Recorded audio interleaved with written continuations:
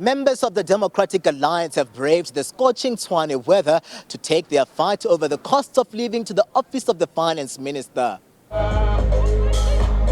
United in song, the party says there's a need to apply pressure on the Finance Minister to do right by citizens when he tables the 2022 midterm budget policy statement in Parliament next week. Food prices are expensive, the price of electricity is expensive, fuel prices are expensive. So what we are doing here is to submit a memorandum with petitions over, thousands and thousands of South Africans have joined the call and signed this petition. And we are proposing 5 solutions. One is calling on government to cut, fuel prices and remove the fuel levy. That will then lead to a reduction of the cost of fuel, and that will have a triple effect on the transportation cost for food. And when that happens, we know food will remain cheaper. And we're also calling for government to relook the composition of VAT across certain foods, particularly foods that we know are used and consumed in most poor families, such as chicken. It is a source of protein in many families, and also such as cooking oil, for instance. The price of cooking oil has been, massive over the last course of few months. The party wants the basket of goods for zero-rated items to be expanded. It says the inflation rate, now at 7.6%, makes it difficult for many households to afford basic foodstuff. So I want to say in Finance Godongwana, we have said to you, cut the following. Cut the VAT on chicken. Yeah. Cut the VAT on beef. Yeah. Cut the VAT on tin food. Yeah.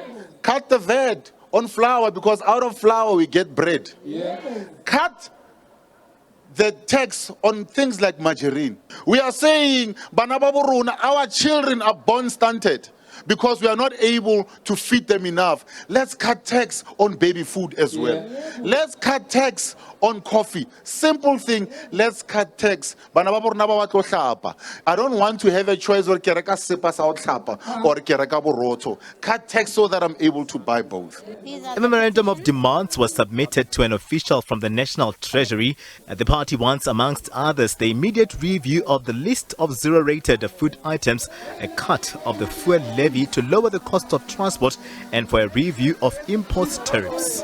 These are staple foods that are very important to help for nutrition in South Africa. 81% of households are now saying they're having less food every day on the table. So we have a real problem on our hands. We're also proposing to the Minister that 50 million rand that they want to give to Cuba, they should rather keep in South Africa to help feed hungry South Africans at home. Also, we believe that we need to cut import duties on pasta and various chicken categories, because that will also make it less expensive. These party supporters say expanding the zero-rate items will help to release pressure as consumers are struggling to make ends meet.